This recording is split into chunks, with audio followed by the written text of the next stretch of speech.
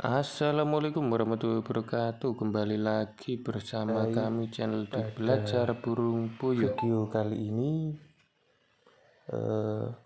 ini adalah proses penambahan populasi. Karena dirasa menguntungkan,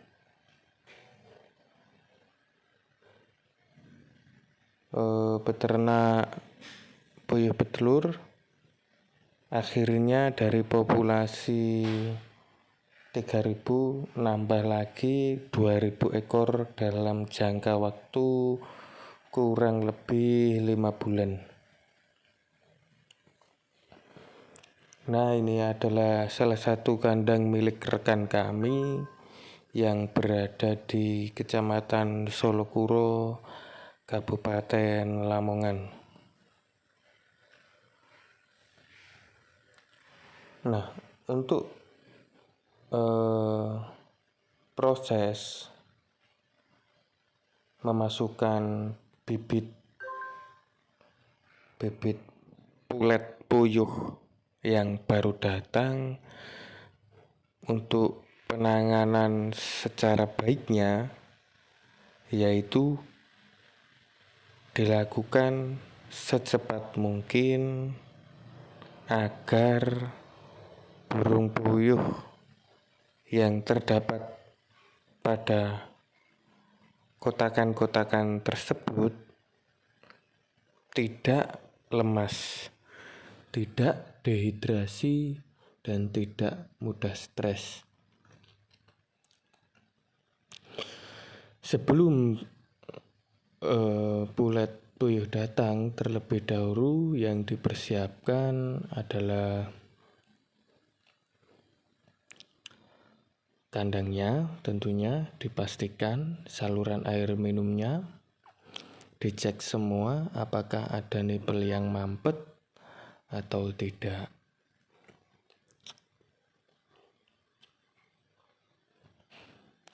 Setelah dicek, dirasa beres, kemudian tempat pakan harus diberikan pakan terlebih dahulu semua. Semua harus diberikan pakan. Nah, fungsinya untuk apa? Agar ketika puyuh yang datang itu bisa langsung memakan makanannya, agar kondisi tubuh bisa baik, kondisi tubuh bisa sehat, dan puyuh tidak stres pada saat pemindahan dari kandang pulet menuju ke kandang rak baterai untuk proses produksi telur puyuh. Nah, bibit pulet puyuh kami dapat dari salah satu supplier andalan kami, yaitu dari Jombang milik Pak Hadi. Karena dirasa pada komunitas kami dari bibit Pak Hadi ini kualitasnya sangat lumayan ya. Kemudian cara-cara untuk memilih bibit puyuh atau memilih pulet puyuh yang bagus itu bagaimana? Habis ini saya akan jelaskan bagaimana cara memilih pulet yang bagus.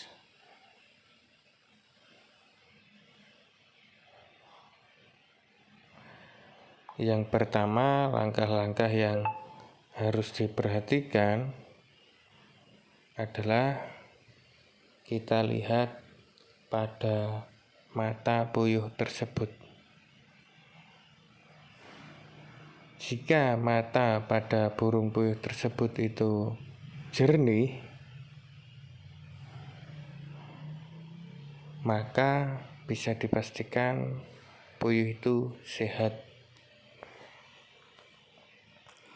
Kemudian yang kedua, dilihat dari kakinya.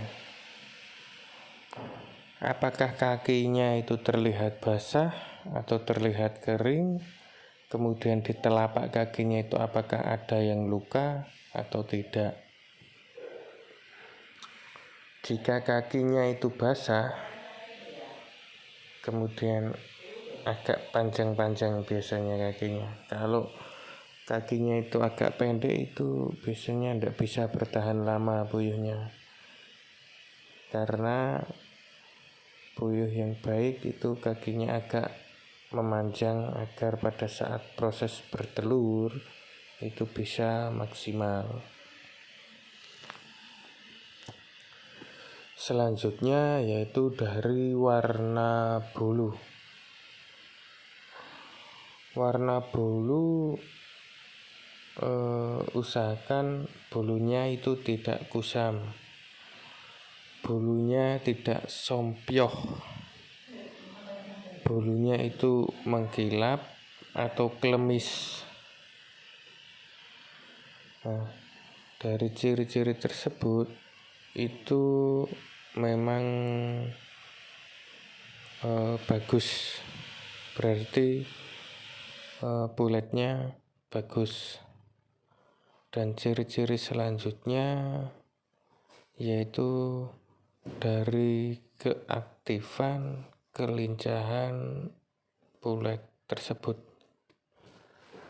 Terkadang ada bibit bulat puyuh yang hanya diam saja, dobro saja. Kita pegang, itu tembolok pakannya itu ada terisi pakan apa enggak. Terkadang biasanya enggak mau makan, enggak mau minum, terus lemas burung puyuhnya biasanya. Selanjutnya yaitu kita lihat pada pusar pada burung puyuh normal apa tidak. Yang normal itu pusarnya itu tidak terdapat luka dan bersih, biasanya seperti itu. Kemudian dari ciri-ciri kloaka, ciri-ciri kloakanya itu, kloaka itu apa, duburnya burung puyuh ya, itu biasanya normal, tidak tidak terdapat kotoran basah yang menempel pada sekitar dubur tersebut. Itu biasanya kalau ada burung puyuh yang di sekitar duburnya ada kotoran menempel, itu kondisi sakit berarti burung puyuhnya. Nah, berikut tadi adalah ciri-ciri cara pemilihan bibit bulat burung puyuh yang baik dan benar. Untuk penanganan dalam memasukkan bulat puyuh petelur ini memang harus dilakukan secara cepat dan tepat. Tak lupa ketika nanti burung puyuh sudah masuk pada kandang rak baterai, itu harus dicek lagi untuk nipel-nipelnya. Dicek dulu semua nipelnya. Karena apa? Dikhawatirkan nanti kalau tidak dicek ada nipel yang sumbat, akhirnya puyuhnya kan tidak minum. Ketika tidak minum ya sakit puyuhnya. Bukan hanya sakit ya, tapi akan menyebabkan kematian.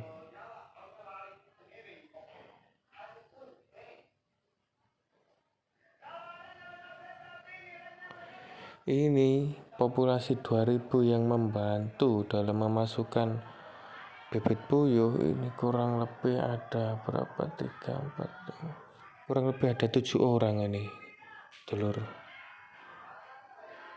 Nah, di channel Belajar Burung Puyuh ini mari bersama-sama mengupas tentang manajemen beternak burung puyuh secara baik dan benar itu bagaimana. Ini pengalaman-pengalaman saya keluarkan semua apa yang pernah saya lakukan. Agar apa? Agar nanti ketika ada pemula yang ingin memulai usaha burung puyuh itu tinggal meneruskan, sehingga resiko kegagalan itu bisa terminimalisir. Karena kelihatannya usaha burung puyuh ini sepele, namun juga banyak menguras kantong tentunya. Iya, kelihatannya sepele tapi permodalannya juga lumayan besar. Lumayan lah. Untuk hasilnya juga lumayan. Untuk mengetahui berapa secara perhitungan ekonomi itu sudah saya buatkan videonya, tinggal Anda scroll video saya, cari yang tentang analisa usaha burung puyuh itu ada. Nah, satu buah putih ini biasanya diisi 20 sampai 25 ekor. Kalau bisa itu jangan melebihi 25 ekor ya. Karena kalau kita melebihi 25 ekor itu terlalu pasak, terlalu padat, sehingga pada saat waktu perjalanan itu puyuh mudah lemas dan mati. Puyuh ini hewan yang paling sensitif menurut saya. Paling sensitif, unggas paling sensitif nomor 1.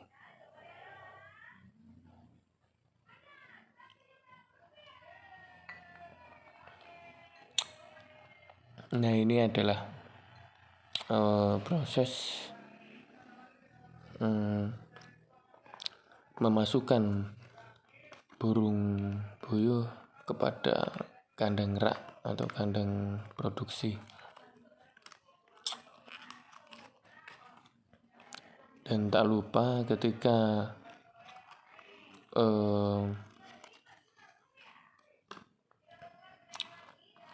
setelah mengisi bibit bulat puyuh ini, biasanya di bawah wadah pakan, di bawahnya itu biasanya puyuhnya itu keluar merosot lewat situ, dulur.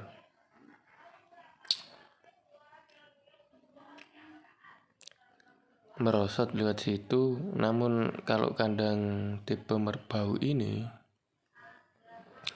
dia tidak akan merosot karena sangat rapat sekali. Untuk kandang tipe yang lain pastinya sudah merosot. Dan cara agar puyuh tidak merosot itu biasanya pada saat waktu bulan datang ini, di bawah tempat pakan itu diberi janggal atau diberi penutup lainnya dari kardus biasanya, agar puyuh itu tidak keluar.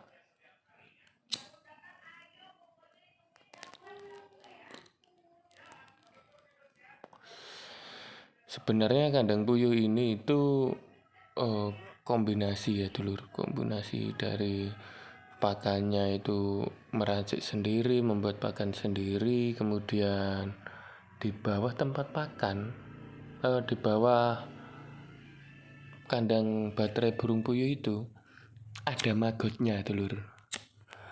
Jadi ini sebenarnya terintegrasi sekali, integrasi dari kotoran, kemudian kotorannya itu dimakan oleh maggot. Nah, kemudian magotnya nanti itu dibuat pakan buat protein tambahan untuk puyuh sendiri. Untuk budidaya magotnya itu gimana, itu nanti akan, kalau saya main ke sana tak buatkan videonya. Untuk beternak burung puyuh yang terintegrasi dengan magot BSF Black Soldier Fly.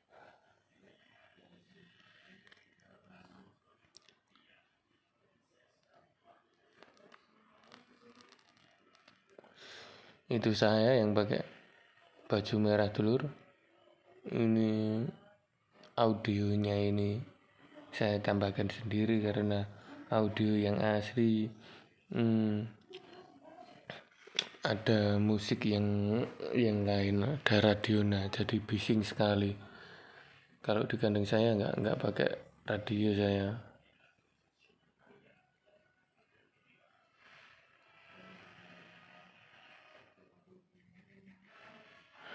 Itu Pak, yang baju hitam itu namanya Pak Hadi dari Jombang, Jawa Timur. Nah, untuk jenisnya di komunitas kami semuanya memakai jenis Blaster Badri,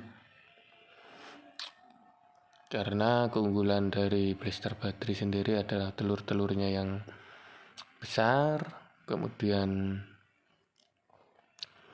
pada cuaca sekitar Lamongan, Tuban, Bojonegoro, Jombang, Kediri, Madura itu terhitung sangat kuat dulur. Kuat, bibitnya itu kuat. Nah, untuk harga itu variatif ya, tergantung dari harga jual telur puyuh. Nah, kalau waktu harga telur puyuh di angka 31.000, 32.000, itu biasanya pulitnya harga 7.000 ke atas. 7.000 ke atas biasanya.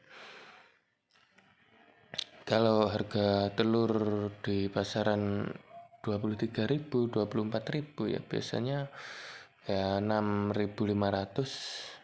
sampai 7.000.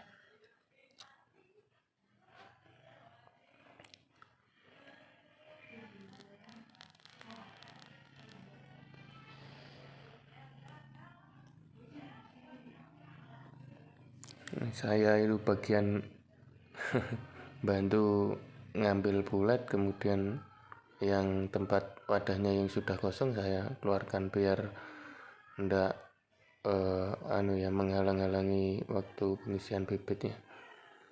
Proses pemasukan bibit lebih cepat itu lebih baik. Jika populasi 2000 Anda hanya 3 orang, mungkin 1 jam lebih baru selesai, bahkan bisa 2 jam. Karena pada saat memasukkan bibit pulet ini kan sambil ngitung juga, jadi waktu proses pengiriman itu dihitung, kemudian waktu proses pemasukan pada kandang baterai itu juga dihitung lagi.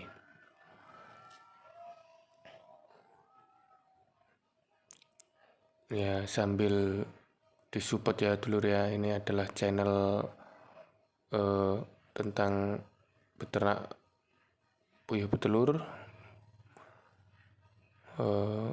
Bisa di like, komen, subscribe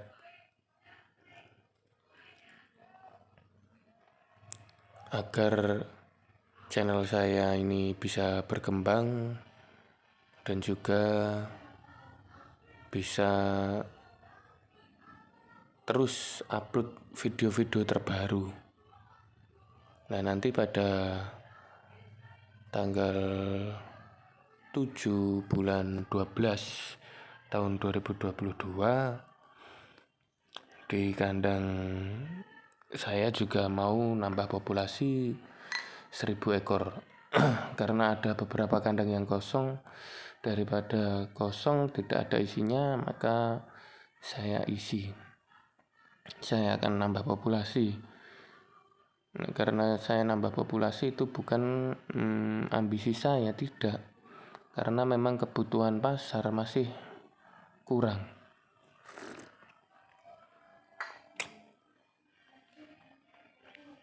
Jadi distributor saya itu mengeluh karena setoran telur saya itu kurang.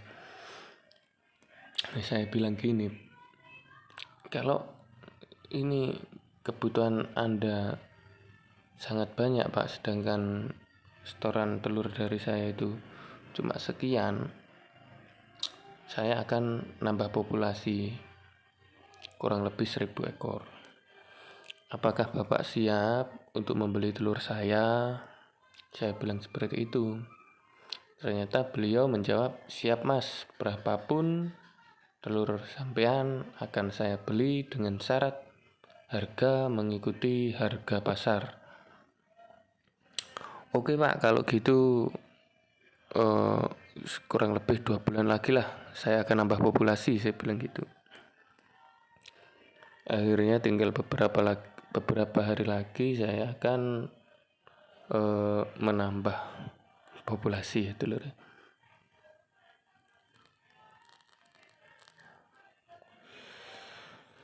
Video ini saya buat real, tanpa saya potong, tanpa saya edit, agar Anda juga tahu kejadian sebenarnya, kejadian realnya itu seperti apa, bukan hanya keuntungan saja yang saya upload videonya, melainkan dari beberapa kendala yang akan kita jumpai di sana. Nah, dari beberapa kendala tadi bisa menjadikan pelajaran bagi kita semua agar bisa lebih waspada, agar kejadian tersebut tidak terulang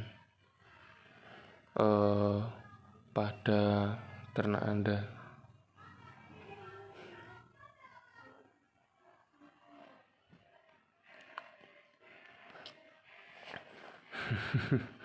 Ini Mas Barok ya, populasi 4.500 dia punya. Kemarin saya tidak bisa ke kandangnya karena ada halangan. Kandangnya lebih besar lagi telur dari yang ini.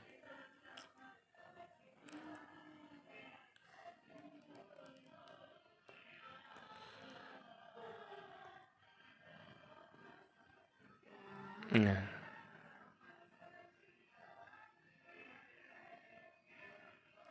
ini terlihat ya, puyuhnya sangat sehat-sehat, sangat nyaman dengan kandangnya. Usahakan itu kandangnya itu terletak pada kandang yang posisi yang dingin, karena ketika kandang kita pada lokasi yang panas, itu konsumsi pakan akan menurun. Ternak tidak nyaman. Kebersihan selalu dijaga dulur. Kalau menggunakan maggot ini tanpa membersihkan kotoran dulur.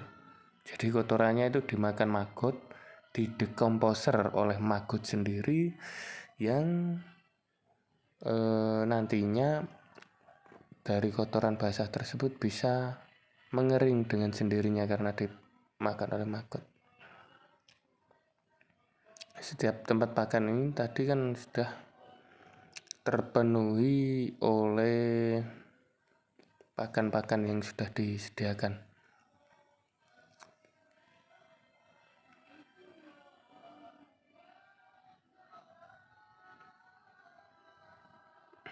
Proses pemasukan bibit dari setengah jam populasi 2000, dari 7 orang yang membantu, setengah jam sudah selesai. Lalu puyuhnya ada yang minum, ada yang makan. Usahakan ketika sebelum memasukkan bibit, pakannya itu sudah ada.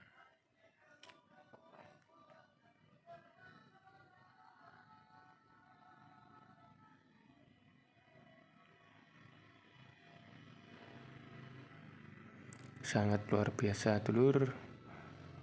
Inilah saudara-saudara kami di komunitas kami yang ketika ada teman yang lain nambah populasi atau mau ngisi puyuh itu langsung kita serbu rame-rame, kita bantu apa yang kurang, apa dimana kendalanya itu. Nah, ini adalah pakan campuran. Formulasi pakan sendiri ini adalah rak maggot yang tadi saya ceritakan, kotorannya itu dimakan maggot. Maggotnya belum dipanen tuh, di sana masih banyak. Ini sudah populasi kurang lebih 4.100 total semua. Oke, sekian dari saya. Kurang lebihnya mohon maaf. Tetap support di channel kami Belajar Burung Puyuh. Semoga channel saya bisa berkembang, Anda mendapatkan ilmu yang bermanfaat, dan bisa sukses dalam beternak burung puyuh. Kurang lebihnya mohon maaf. Wassalamualaikum warahmatullahi wabarakatuh.